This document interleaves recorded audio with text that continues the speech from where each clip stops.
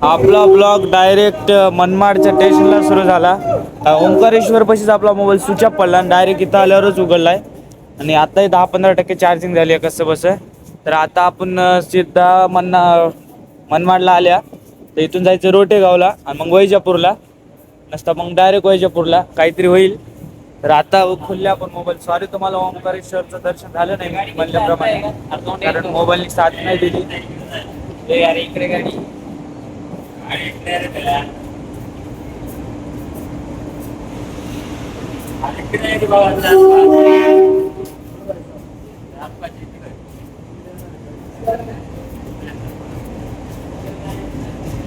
इथं आम्ही चौकशी केल्या की ट्रेन आहे का नाही रोटेगावला. तर रोटेगावला ट्रेन नाही आहे मनमाडून, म्हणजे आता नाही सध्याला, जस्ट काही वेळानंतर आहे. जसे की 7ला काहीतरी वाटाले. आमचं झोपायचा प्लॅनिंग आहे, म्हणजे झोपणार आहोत आम्ही. पहिलं झोपून घेता, कुठं झोपायचं तेच बघता. झोपता इथं मुंबई लोकमान्य टिळक टर्मिनस एक्सप्रेस असं झोपायचं आहे आता आपल्याला. प्लेटफॉर्म क्रमांक 3 पर आ रही है.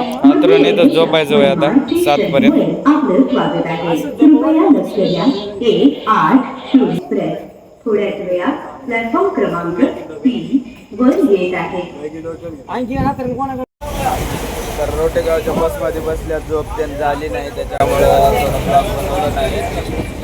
तरी जाऊन आरामशीर करायचं. आता तर रोटेगावच्या ट्रेनमध्ये आता 5-10 मिनिटामध्ये रोटेगावच्या ट्रेनवर जाता. चला तुम्हाला रोटेगावचं रेल्वे स्टेशन दाखवतो. आलो परत आमच्या ठिकाणी रोटेगावला. परत लागायचं कामाला. एंट्री झाली आहे, पैशाची आता विल्हेवाट लावलेली आहे. पैसे दिले सगळे, हिसाब केला, झाला खर्च. आणि खरंच 2 दिवसाचा प्रवास चांगला झाला. त्यानंतर काय म्हणतात, बाबाचा परत पुलावा कधी येईल काय माहिती नाही, पण नाही आता आठवणीत तर राहीलच हा पुलावा. आणि अचानक आलेला पुलावा कधी पण आठवणीत राहतो. त्यानंतर दुसरा पुलावा कधी येईल याची वाट पाहेल मी पण. लवकरच यावं बाबाने पुलावा म्हणाल. तर बघू आता काय काय होते. तर तिघं तिकडे गेले आणि आम्ही तिघं इकडे चल्या वैजापूरला. कारण एक परभणीचं मित्र आहे आपलं आणि एक जळगावचं आहे, नाही जालनाचं आहे सॉरी, आणि मी नांदेडचा. आम्ही वैजापूरला राहतो रूम करून. तिथून निघायचं रोटेगाव. चला तुम्हाला रोटेगावचं स्टेशन दाखवतो. छोटंसं रोटेगावचं स्टेशन आहे. बाबा इथूनच ॲटो घेऊन आलेत. बाबाच्या ॲटोत जायचं काय की पार ते जनरल डब्यापर्यंत येतात ॲटोवाले. ॲटो आहे का, ॲटो आहे का.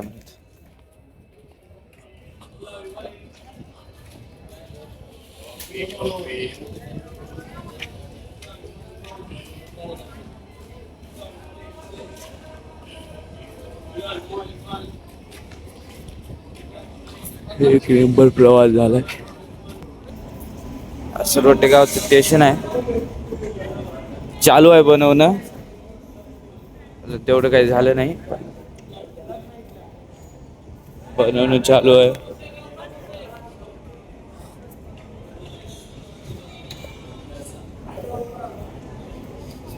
रोटेगाव एक्झिट.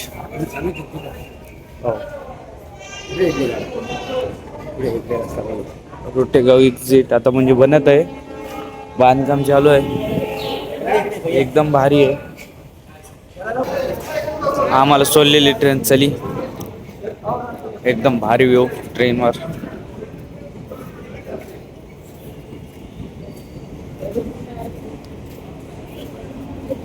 एंडिंग रोटेगावची. छोटंच आहे म्हणजे स्टेशन.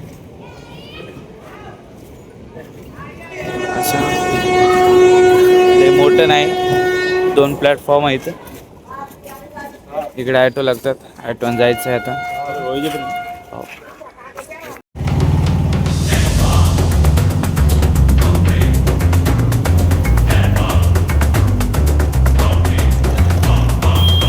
सगळे दुकानं बंद आहेत. आपण निघाले आता डेपोच्या रस्त्याने. थोड्या वेळ आता सगळे दुकानं खोलतील. एकदम एरिया छान दिसायला इकडला मार्केट. आपल्याला जायचं एकदम भारी ट्रिप काढली. 2 दिवसाची मजा विजा झाली आहे. भारी वाटलं फिरून.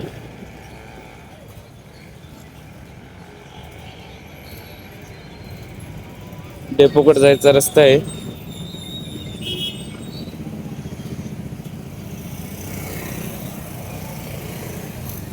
तर तुम्हाला डेपो आपण 8 वाजता पोहोचल्या. ड्युटी करू शकते आपण करणार नाही. इकडं आपला रूमकडे जायचा रस्ता. पण आज आपला वीक ऑफ आहे, सुट्टी आज बुधवार आहे. रूमला जाऊ, आराम करू. प्रवास झालाय मस्त, रातभर चेती होतो आपण. बसमध्ये तर लय लय बेकार कंडिशन होती, जागा नव्हती काय नाही, बघितलेस तुम्ही तर. आता बघा रूमला जाऊन ब्लॉग संपवतो. उज्जैनची ट्रिप समाप्त झाली आणि 1 नंबर उज्जैनची ट्रिप होती. आपल्या रूमकडे जातो रस्ता. तर घरी येऊन आपण आंघोळीतून केल्या आणि फ्रेश झाले. रासून झोपल्याने आपला दिवसभर झोपायचे, आता लय झोप आली, तरी बी शेवट चांगलाच झाला पाहिजे, त्यामुळे ब्लॉग बनवतोय. तर हा विषय काय, तर आम्ही उज्जैनचा काय प्रसाद आणला आहे. त्यानंतर मी उज्जैनची महाकालची एक फोटो पण आणली रूममध्ये असं लावायला. आणि खूप ट्रिप भारी झाली. 1 घंट्यात प्लॅनिंग झाली न आम्ही निघालो पण. आणि 1 घंट्यात प्लॅनिंग झाली आणि 1 घंट्यात आम्ही सगळे असं म्हणजे फिट होऊन निघालो. आणि फिट झाल्यानंतर महादेवाचा बुलावा म्हणजे अचानक आला आणि आम्ही अचानक निघालो. त्यानंतर नेक्स्ट बुलावाचा आतुरता राहील, म्हणजे वाट पाहिल मी. आणि असाच बुलावा असावा. एकदम मस्त ट्रिप झाली. 2 दिवसाची ट्रिप होती आपली. ओंकारेश्वर झालं, कालभैरव झालं, त्यानंतर उज्जैनचा महाकाल झाला, 3 दिवस झाले. तर खूप आभार, तुम्ही लास्टपर्यंत ब्लॉग बघितला म्हणतात धन्यवाद. उद्या भेटू नवीन ब्लॉगमध्ये. आपले दररोज ब्लॉग राहतील आणि असेच सपोर्ट करा मित्रांनो.